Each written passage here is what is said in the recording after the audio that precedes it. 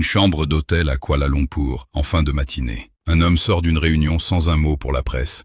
Le visage fermé, le pas mesuré. Devant lui, une pile de dossiers estampillés pétrole russe. Rien d'officiel n'a encore filtré. Et pourtant, à quelques milliers de kilomètres de là, à Washington, quelque chose se met déjà en mouvement. En quelques minutes à peine, Donald Trump annonce de nouveaux tarifs contre le Canada, puis de nouvelles directives concernant Pékin. Le silence de Kuala Lumpur et le vacarme de Washington ne sont pas deux événements séparés. Ce sont les deux faces d'une même manœuvre, orchestrée avec une précision qui devrait inquiéter bien plus que ce qu'en disent les titres de presse. L'homme qui vient de quitter cette réunion s'appelle Scott Bessent, secrétaire au Trésor des États-Unis. Et ce qu'il négocie en Malaisie avec ses homologues chinois pourrait, dans les mois qui viennent, redessiner l'équilibre énergétique mondial, fragiliser un peu plus le dollar, et surtout, révéler à quel point l'architecture financière que l'Amérique a bâtie depuis Bretton Woods commence, pièce après pièce, à se fissurer sous son propre poids. Les marchés, eux, n'ont pas attendu de communiqué officiel pour réagir. L'or grimpe, le dollar recule, et cette fois, ce n'est pas un mouvement isolé, un simple réflexe de nervosité passagère. C'est un signal que les investisseurs du monde entier envoient, presque en silence, depuis plusieurs mois. Celui d'une confiance qui s'effrite, lentement, méthodiquement, sans bruit médiatique, mais avec une constance qui devrait alarmer n'importe quel économiste sérieux. Car voici ce qui se cache derrière cette rencontre en Asie du Sud-Est.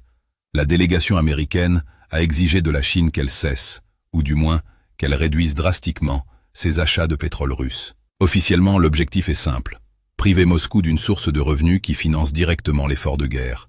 Chaque baril acheté par une raffinerie chinoise, chaque cargaison qui traverse le détroit de Malacca en direction de Ningbo ou de Dalian, c'est de l'argent qui, selon Washington, alimente les chaînes de production de missiles et les salaires des soldats sur le front ukrainien.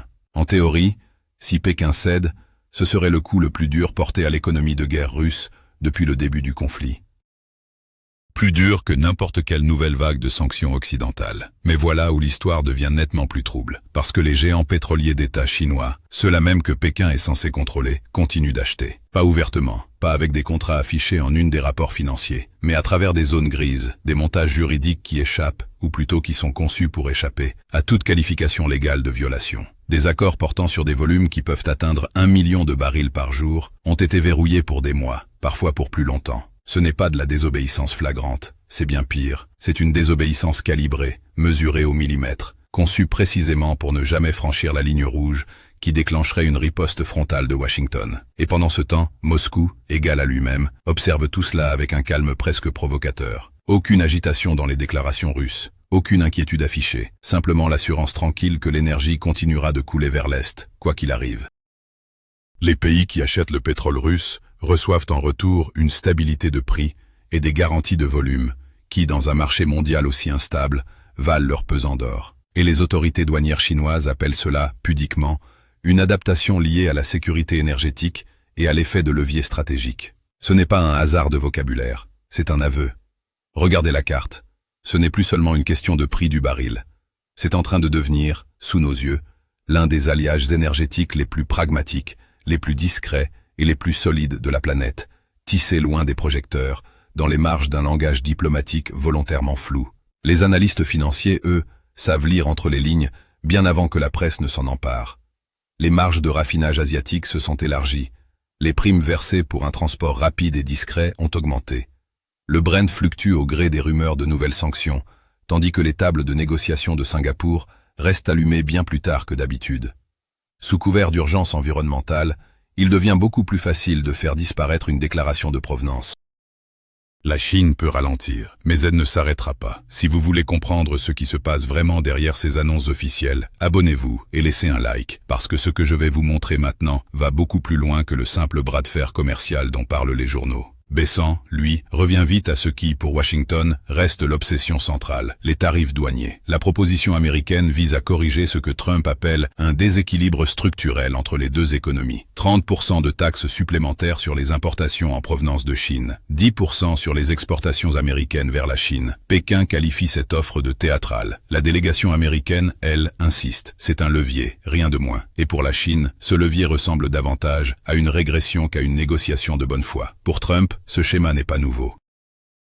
C'est exactement le même livre de jeu que lors de son premier mandat. Transformer un outil commercial en arme politique, transformer un déficit en instrument de pression, transformer une négociation économique en spectacle destiné avant tout à son électorat intérieur. Il le répète avec cette voix ferme qu'on lui connaît devant les caméras. Plus question de laisser faire, plus question de naïveté commerciale. 55% d'Américains soutiennent cette ligne dure, selon les sondages relayés par les journalistes. Une partie est séduction électorale, une partie est conviction sincère. Mais à l'intérieur même de l'administration, ce chiffre pèse moins que ce qu'il paraît. Ce qui compte réellement, c'est l'arithmétique fiscale. Et c'est précisément là que l'histoire prend une tournure bien plus inquiétante que ce que suggère la rhétorique de campagne. Parce que les tarifs douaniers ne sont plus, aujourd'hui, un simple outil de politique commerciale. Ils sont devenus, structurellement, un pilier du financement de l'État fédéral américain. Les recettes douanières ont atteint un niveau record. Sur le papier, cela ressemble à un succès.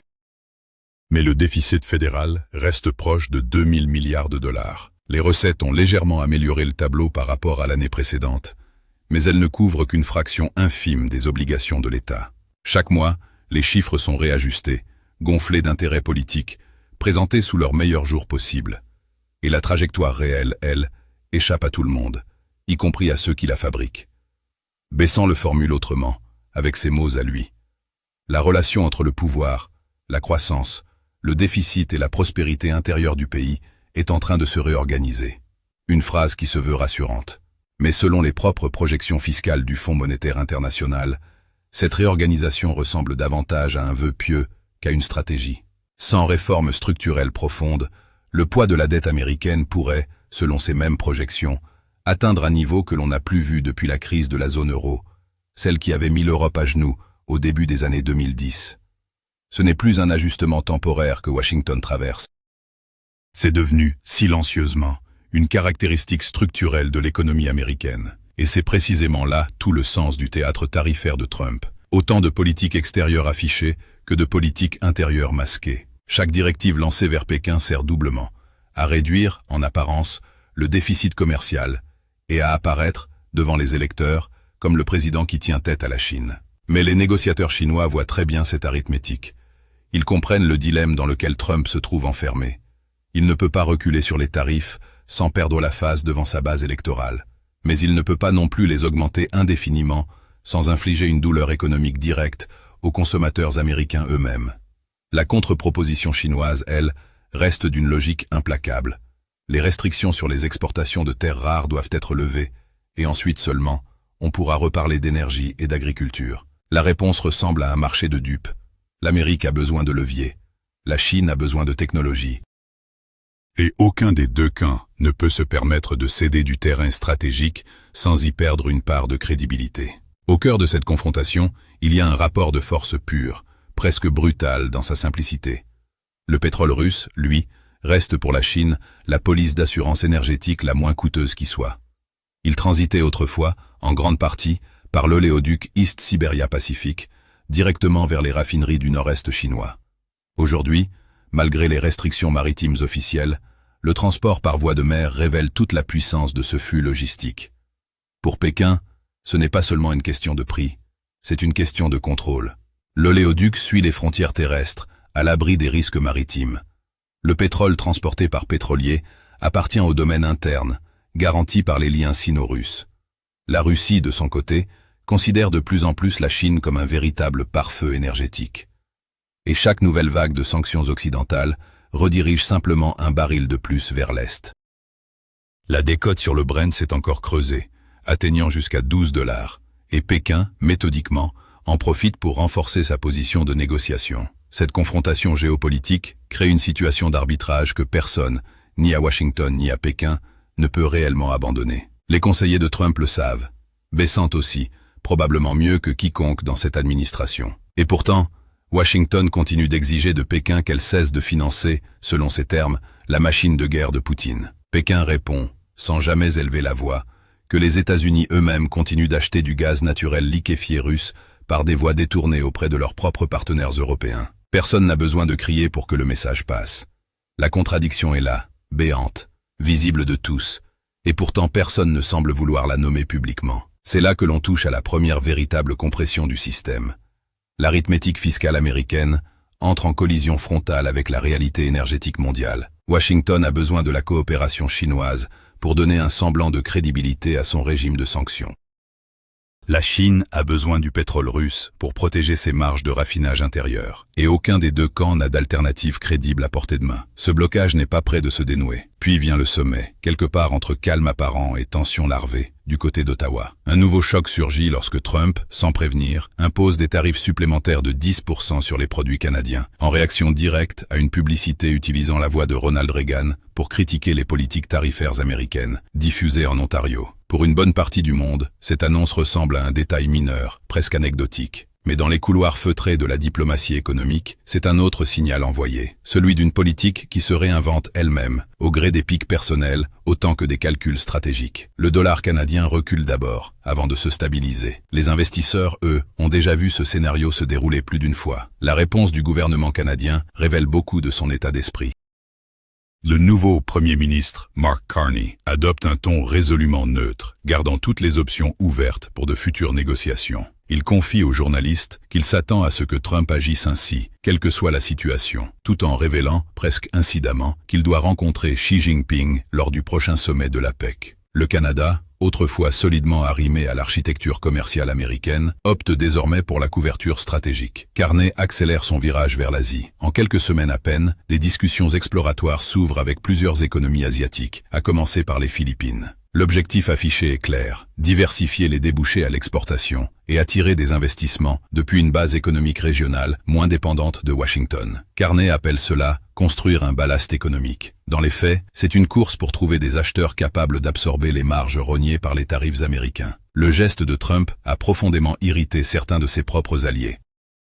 Ce qui était autrefois présenté comme un modèle d'intégration continentale nord-américaine ressemble aujourd'hui à un projet politiquement à l'arrêt. Le Canada réoriente son énergie, ses métaux, ses céréales, vers des corridors logistiques qui contournent presque entièrement les États-Unis.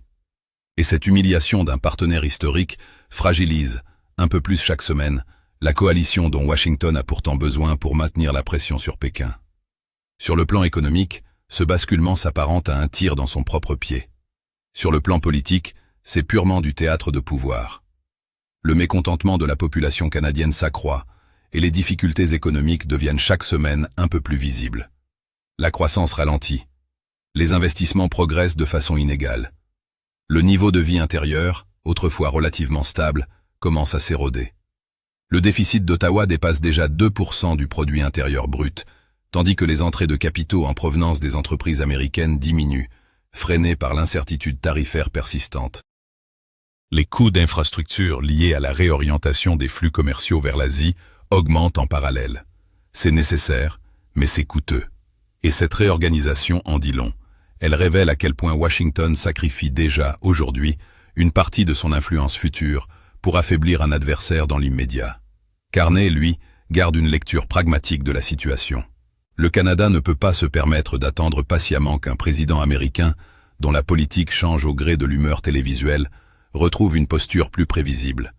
En élargissant ses échanges commerciaux avec la Chine et les autres économies asiatiques, Ottawa se prépare, discrètement mais méthodiquement, à ne plus être vulnérable à une prochaine embardée tarifaire. Les analystes soulignent que les États-Unis, malgré leur position de fournisseurs privilégiés, se rendent de plus en plus impopulaires à mesure qu'ils exigent une adhésion sans faille au blocus contre Pékin. Pour chaque nouvelle sanction imposée par Washington, d'autres partenaires plus discrets se manifestent, prêts à offrir des alternatives moins conflictuelles. Aucune de ces dynamiques, prises isolément, ne suffit à faire vaciller le marché mondial. Mais ensemble, elles dessinent une érosion progressive, presque invisible au quotidien, mais parfaitement lisible sur le temps long. L'or, lui, ne ment pas. Sa flambée cette année est devenue le récit le plus révélateur de tous. Plus de 50% de hausse. C'est un marqueur brutal, presque assourdissant, de la défiance croissante envers le dollar. Bloomberg comme Reuters relèvent, chacun de leur côté, que les grandes banques envisagent désormais un prix moyen proche de 5 000 $ l'once dans un horizon de 2 ans. Les banques centrales, elles, restent acheteuses nettes, réduisant leurs réserves en devises, accumulant du métal jaune sans relâche. Les analystes de JP Morgan estiment que cette dynamique ne relève pas de la panique, mais d'un rééquilibrage structurel des portefeuilles, une diversification prudente et méthodique, loin du système financier américain lui-même. L'économie de capital, celle qui exprime le plus fidèlement la nervosité des marchés, considère cette hausse comme un simple ajustement. Mais la perte de confiance envers la gestion fiscale des États-Unis en constitue le moteur fondamental. Même la baisse actée des taux directeurs de la Réserve fédérale ne peut plus inverser cette tendance. Un dollar plus faible rend les matières premières plus compétitives à l'échelle mondiale. Cette ruée vers l'or n'est pas une simple actualité passagère, c'est un symptôme. Chaque sanction financière, chaque suppression de tarifs douaniers, chaque désaccord budgétaire pousse un peu plus les capitaux à s'éloigner, discrètement, du dollar. Il n'y a pas encore de crise ouverte. Il y a une érosion continue, lente, presque imperceptible d'un jour à l'autre, mais dévastatrice sur plusieurs années. À Washington, les responsables gouvernementaux répètent que les dégâts sont sous contrôle, que la situation est maîtrisée. Pourtant, les propres chiffres du Trésor montrent que le poids des intérêts de la dette fédérale continue de grimper, année après année. Chaque nouvelle vague de restrictions commerciales alimente aussi l'inflation, ce qui pousse à son tour le coût du service de la dette encore plus haut. Le cycle s'auto-entretient de lui-même. Les tarifs douaniers font grimper les prix. La Réserve fédérale se voit contrainte de maintenir une politique plus restrictive. Le service de la dette augmente. Le déficit continue de croître. Ce que l'on présente comme un remède devient, sous nos yeux, la maladie elle-même. Les projections du Fonds monétaire international dessinent une trajectoire limpide. Sans réformes structurelles sérieuses, la dette américaine progressera plus vite que le produit intérieur brut nominal du pays. D'ici la fin de la décennie, cette dynamique pourrait rejoindre les niveaux atteints lors du pic de la crise italienne, celle qui avait secoué toute la zone euro il y a un peu plus de 10 ans. Une comparaison qui, jusqu'à récemment encore, aurait semblé absurde pour les États-Unis. Aujourd'hui, ce n'est plus une comparaison rhétorique, c'est une simple question d'arithmétique. Dans les couloirs de Wall Street, cette lecture reste moins spectaculaire que celle affichée dans certains médias, mais elle est tout aussi lourde de sens. Les traders parlent d'une normalisation de la couverture de risque, un terme technique respectable pour désigner en réalité une protection contre l'érosion, non contre un effondrement soudain. Le dollar demeure, pour l'instant, la monnaie de réserve mondiale. Mais il n'a plus, aujourd'hui, la même force gravitationnelle qu'auparavant. Les discussions menées en Malaisie se sont conclues sans grand bouleversement apparent sur le papier. Mais la structure sous-jacente, elle, a discrètement changé de forme. Les entités d'État chinoises ont accepté un arrangement temporaire concernant les achats maritimes de pétrole russe, en s'appuyant pleinement sur les zones grises disponibles. Washington maintient les tarifs comme instrument de sentinelle, exigeant en retour une base d'exportation plus restreinte et un engagement renforcé sur le respect des restrictions énergétiques. Le Canada, pendant ce temps, poursuit tranquillement ses rencontres discrètes avec les économies asiatiques. Mais l'architecture profonde de ces échanges de rumeurs a, elle aussi, subitement bougé. Les États-Unis ont transformé leurs tarifs douaniers en un instrument diplomatique, tout comme leurs déficits sont devenus un levier de négociation entre alliés. La Chine, de son côté, réajuste en permanence sa sécurité énergétique et ses objectifs technologiques internes en fonction des besoins liés à la Russie. Le Canada, lui, ouvre de nouvelles routes de diversification. Tous les acteurs présentent cela comme une stratégie mûrement réfléchie. Les journalistes, eux, préfèrent parler d'improvisation généralisée. Quand les gros titres se calment, les véritables déséquilibres énergétiques s'accentuent encore davantage, cachés dans les marges de raffinage, loin des projecteurs médiatiques. L'or, lui, reste proche de ses niveaux records. Le dollar canadien tient bon, pour l'instant. Les traders qualifient la scène de globalement efficace. Mais la volatilité, désormais, est devenue purement politique. Besant retourne à Washington, évoquant, dans son langage feutré de diplomate, un renforcement des relations constructives. Les mots choisis n'engagent rien, tout en signalant tout à la fois. Sa conférence de presse reprend les éléments de langage habituels. La croissance est solide, le ratio du déficit s'améliore, le leadership américain se renforce. Les chiffres qu'il présente racontent une toute autre histoire, en filigrane. Pékin, de son côté, propose sa propre version des faits. Un accord bilatéral, sans concession réelle, uniquement présenté comme une adaptation nécessaire concernant les achats de pétrole russe. Moscou renchérit à sa manière, exprimant simplement son espoir de voir la stabilité perdurer, sans jamais évoquer directement les mécanismes concrets qui la garantissent. Le Canada, lui, continue de parler diversification et résilience économique. Tous ces mots gravitent autour du même terme central, soigneusement évité par tous, réajustement. Dans les récits financiers officiels, ce mot est aujourd'hui visible partout, presque comme un aveu déguisé. Même si la croissance ralentit, même si le déficit du Trésor continue de gonfler, les investisseurs, eux, continuent de réclamer une protection contre le risque fiscal américain. Et l'or capte, plus que jamais, cette prime de méfiance. À travers toute l'Asie, Les raffineries continuent d'absorber le pétrole russe par des voies discrètes, en volume parfois plus réduit, parfois même mieux structuré qu'auparavant, mais toujours sans jamais franchir la ligne rouge officielle. Ce qui a commencé comme un simple débat sur des tarifs douaniers s'est mué, presque sans que personne ne s'en rende vraiment compte, en un référendum global sur la confiance elle-même. Confiance entre alliés historiques, confiance envers la politique américaine, confiance envers le dollar lui-même, en tant qu'instrument central du système financier mondial. Et aujourd'hui, ce sont précisément les nations les plus directement affectées par ces bras de fer qui se protègent, chacune à sa manière, par leurs propres routes pétrolières, leurs propres réserves de métaux précieux, leurs propres corridors commerciaux flambant neufs. Pendant des décennies, les États-Unis représentaient l'ancrage universel de la confiance mondiale. Aujourd'hui, cette érosion progressive impose son prix à absolument tout le monde, sans exception. Écrivez en commentaire où, selon vous, tout cela va mener. Et abonnez-vous, car à partir d'ici, la situation ne fait que devenir plus sérieuse. Les derniers chiffres disponibles restent, pour l'instant, contenus. L'or grimpe toujours, mais sans effondrement spectaculaire. Les échanges commerciaux se poursuivent, encore volumineux. Le pétrole russe continue de couler vers l'Est, jour après jour, sans interruption véritable. La question, désormais, n'est plus vraiment de savoir si l'Amérique peut encore imposer sa volonté par la seule force brute des tarifs et des sanctions. Elle l'a fait, elle continue de le faire, et elle le fera probablement encore. La véritable question, la seule qui compte réellement, est ailleurs. Combien de nations, aujourd'hui, considèrent encore que le prix de l'obéissance mérite d'être payé? Parce que chaque baril détourné vers l'Asie, chaque once d'or accumulée par une banque centrale, chaque corridor commercial construit pour contourner Washington, ce sont autant de votes silencieux, déposés sans bruit dans une urne que personne n'a officiellement ouverte. Et si cette tendance se poursuit au rythme actuel, il n'est pas exclu que dans quelques années à peine, ce ne soient plus les tarifs douaniers américains qui dictent les termes du jeu mondial, mais bien la capacité, ou l'incapacité, de Washington à convaincre le reste du monde que son système mérite encore d'être défendu.